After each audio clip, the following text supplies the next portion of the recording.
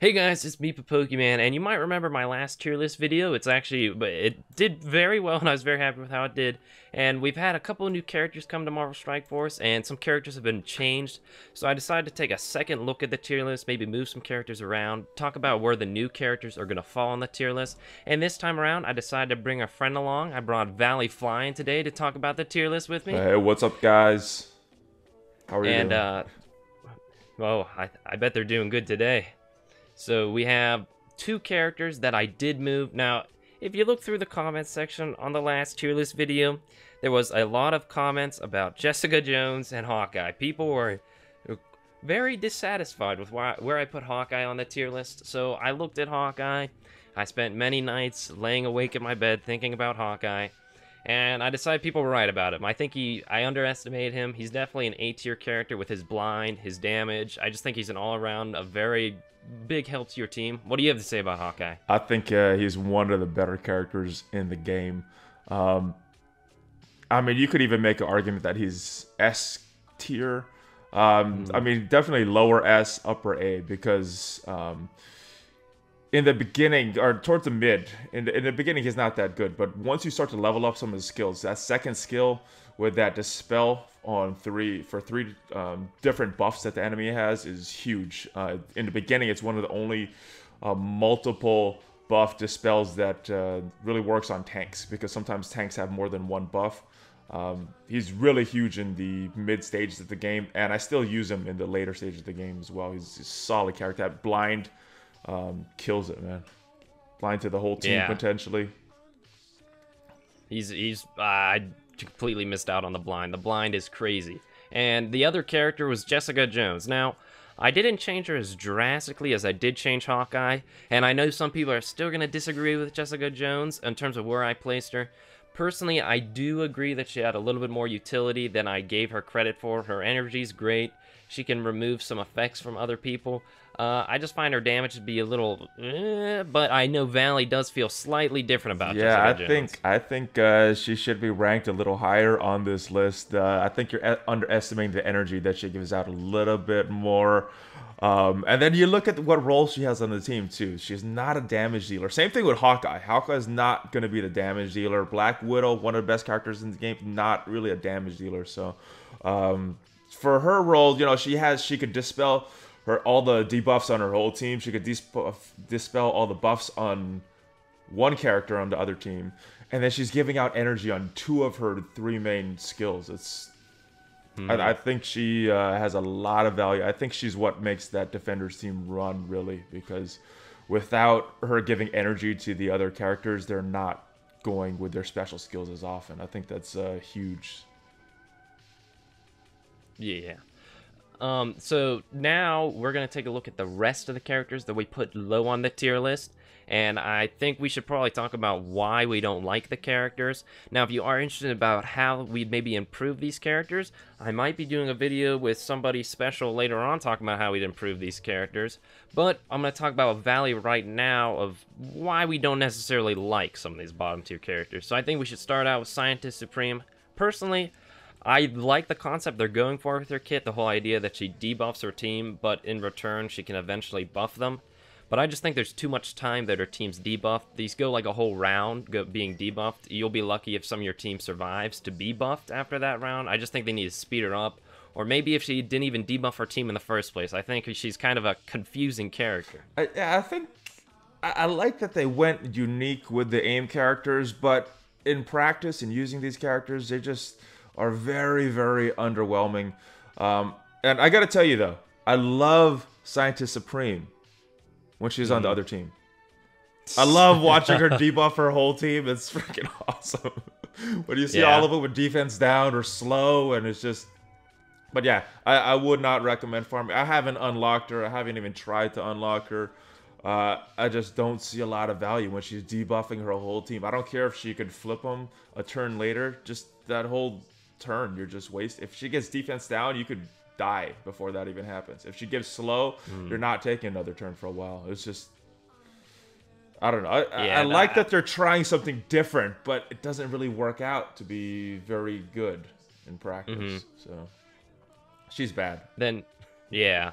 And next up on the F tier, we have Ronan. Now, Ronan, his kit can be very, very good if he's paired up with the right people, but the problem is he's too dependent on that. If he's put with Kree characters, he's an excellent help to a Kree team. He'll help them, he can heal, deal damage, but he's too dependent on the Kree characters.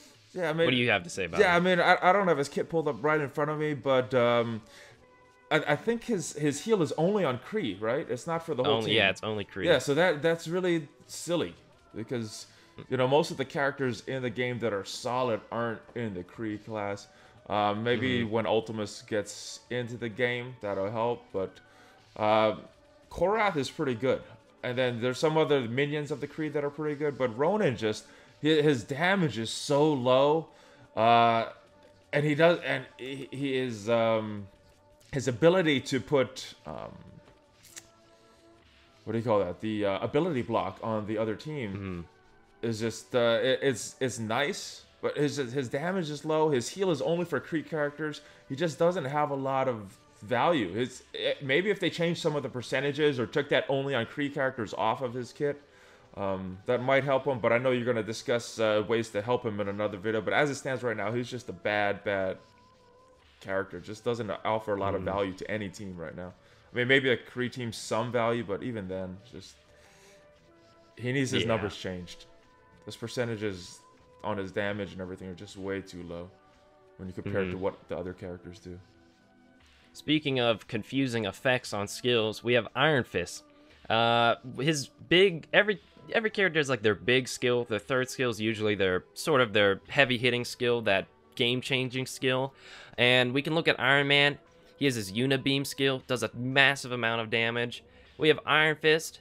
He'll punch a guy, dealing a massive amount of damage, but then for some reason, he gets offense down whenever he does that. And I think that's the big thing that puts him here, why does he have to hurt himself to deal damage? I'm not sure what they were going for when they put that in his kit, what the developers were thinking. I mean, maybe, he does like his big move and then he gets tired and he can't do anything after that. But it just, to me, in practice, it doesn't make sense. It's kind of like the aim. I like that they're trying something different. In the actual gameplay, though, it doesn't do too much. And that big skill, it hits for a lot, but there's no piercing on it. I think there should be some piercing or something on it. I mean, did you have the kit pulled up in front of you? I can't pull it up right now, but I do have Strike Force Companion. Let me say, I don't think there's piercing on it, but there should be something to make it do more damage if there's not. Let's see, Iron Fist. No, I don't see any piercing. Yeah, so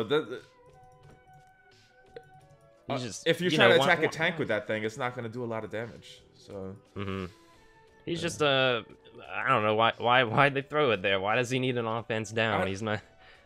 Yeah, I mean, and his heal heals himself. That second skill, it heals himself. Doesn't do anything for the team. Doesn't buff up the rest of the team. It just heals himself.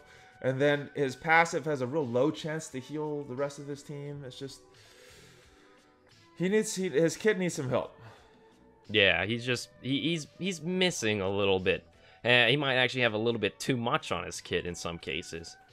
Now, next up, we have the D tier list. We don't necessarily need to go over everybody here. Jessica Jones, we did talk about. All these characters, I think, are okay. I just kind of wish some of them had a little bit more. Like Punisher, he's pretty okay. What do you have to say about Punisher? I could make the argument that he could go down a tier, but... oh, you really don't like Punisher? I'm not a fan of Punisher. Yeah. What was interesting is he's one of the starter characters, right? At least for me, I had him at the beginning of the game. And I think that's why people like him a little more, because in the beginning he was a help. But as you start to progress and level him up, his damage doesn't scale well. If you look at the percentages from number 1 on his list, going up to number 7, it doesn't change that much. The percentages don't increase as much as I think they should, which is why he kind of suffers as you level him up and as you get him to the higher levels and try to play with him. Is just now his base stats, his base kit is his base health and everything like that. That's pretty decent, but his kit needs some reworking on the percentages. If you look at, none of his skills go above 240% damage. Well, His basic attack does go to 240%, but nothing else goes above 200%, which is not that much compared to how much other characters can do in this game. Yeah, I just don't think he scales well when you get to higher levels. I just think a lot of the characters in this tier are kind of missing a... They just need a little bit more in their kit. Maybe a little bit of spice thrown in, like maybe burn damage, maybe a little more piercing, any number of things. I just think they're missing a little bit of oomph to their attacks. Yeah, I mean, Nebula's not bad. Nebula's not bad. She has the evasion, like which Nebula. is pretty okay. And as far as single target damage, Bullseye's pretty decent, actually. Mm-hmm. Yeah, this is... He's just very squishy. He is. But, again, his role is to deal damage, so... I don't know, I think I'm a little higher on some of these characters than you are. But Punisher, yeah. Punisher's You're a little not lower very on Punisher. well. Now, let's switch things around. Those are the characters we didn't necessarily like, but I feel, why don't we talk about some characters we do like in the game in a little bit more of a positive fashion. Alright. So, first up, we'd have Black Widow. Now, she's the queen of Marvel Strike Force, like I said in my last video, and I don't think she's been dethroned. No, I think the top two characters are either Black Widow and the other one you got into S-Class for that Quake. I think it's debatable who's the top character in the game, but I think for me, those are the top two characters in the game. Either Black Widow or Quake. Both of those really, really solid. Black Widow gives speed to her whole team. She's not the damage dealer, but she's going to make sure that her team works well and is going faster than the other team. She's got a stun. She's got some bleed. She's just a solid character. Black Widow really helps, especially like when I was fighting Thanos raids and I get to Thanos, I could stun him with Black Widow, and then she'd speed up my team. That really helped with taking down Thanos, because we'd have essentially 2 turns to just do whatever we want. Yeah, I mean, thanks to her. You pair Black Widow with Quake, you know, with that slow, and then from Quake and the speed up from Black Widow, you're taking maybe 3-4 turns before the other team even has 1 turn. Next up, we have Drax. Now, for those of you closed beta players, he wasn't all that good back then. He didn't have an activatable taunt. He only had one on his passive when he first spawned in. But when the game released, they did give him a taunt that he could activate, and this effectively gives him 2 taunts, so he's probably one of the best taunting characters in the entire game right now. Yeah, if you just look at the pure definition of tank, Drax is one of the best tanks in the game because he can soak up damage. He could withstand a bunch. He does have decent armor. And then on his attacks, every single one of his attacks, he only has 2, but both of his attacks, he has the chance to drain and get some of that health back. So really tanky. With that taunt, you're getting that pre-taunt, so you're getting the taunt right away, and then you could taunt right again on his first turn. So really strong kit for a tank. And then next up from the Guardians of the Galaxy team also, we have Gamora. Now, you'll see a common thread between a lot of the S-tier characters, and they're characters that mess with the speed bar. Speed is an incredibly important thing in a turn-based game, and the nice thing about Gamora is when she kills people with some of her skills, she gets to go again. So effectively, Gamora can have 2 turns in a row, which synergizes excellently. Actually, 3. Actually, 3. 3? Yeah, if you killed 2 people. Her third skill has that. Her second skill has that, and then you could go again with her basic, which does a lot of damage. So you have the potential to kill 3 characters in a row, just wiping out the whole other team. And her damage isn't. It's pretty up there, isn't it? Yeah, I mean if you look at her base stats, it's not super high, but the percentages on her kit make up for that. So her damage is very, very solid. Really high damage dealing character. Then next up, we're going to skip Quake because we did talk about Quake. We like her because of her slow. She's really good. Yeah. And she's pretty easy to farm too. And the arena store, she's solid. I mean, even her worst skill is that second one, skill. Isn't it? That's her worst skill, and it's solid. You get it. You're clearing some dispels, and you're getting a little chain damage. Not that bad. That's better than some other character's best skill, and that's her worst. Yeah. So then after that, we have a tank. We have Captain America. Now, the really interesting thing about him is he can remove positive effects with his shield throw. This helps you deal with taunters. Like, say somebody taunts, then Captain America goes. He can remove the taunt, effectively allowing your team to beat up on their Rocket Raccoons, their Iron Mans, the characters they're trying to protect.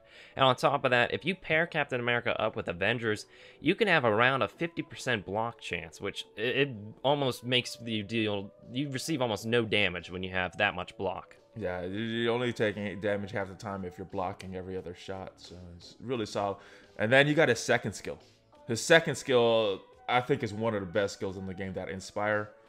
He gives energy with it, doesn't he? He gives energy with it. That's the main reason it's good, because it has a taunt. It gives himself defense up, gives his team defense up, which is solid in itself.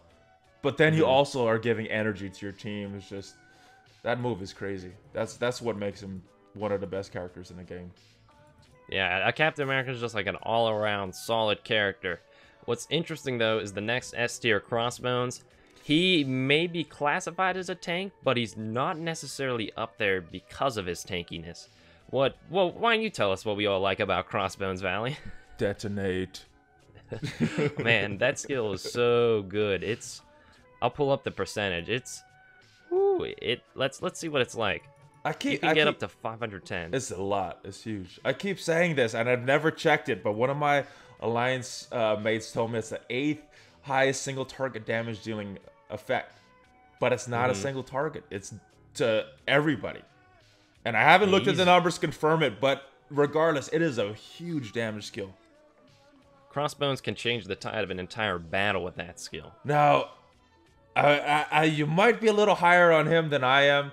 I'm not sure if I would put him in the S tier, but he is a good character. You know, S, A, he belongs up there. He definitely belongs up there somewhere, but he is a good character. And now he does sort of lack in the rest of his kit. He gets a little tankier as you start to build him up. You know, I wouldn't use him as a main tank, but he's tankier. He could withstand a little more damage as you start to rank him up. Now, the only support character we have in the top tier, we have Yondu. Now, he's not as good as he used to be. They did nerf summoning characters. For those of you that weren't here in the closed beta, the summon, what would you call them? Summon minions had they were crazy. They had way more damage than the actual character that summoned them did. So it was a summon-focused meta. We had Yondus running around. We had Kingpins, and we had what's the third guy? The Nobu. And you'd summon a bunch of guys, and they just annihilate the enemy team. And they did nerf that, but Yondu's summons are still very strong, and he still does a good amount of damage with his basic attacks. Yeah, if you look at his summons, who he calls to the game, he's summons the best summon characters: the Ravager Stitcher and Ravager Boomer. Those you got a big damage dealer, or you got a healer. He can provide a lot for the team, and he can remove positive effects from the enemy team, so he can also help you out with those taunts. Yep, and then his other skill, that AoE. So every single one of his skills are really, really solid. One of the best characters in the game, in my opinion.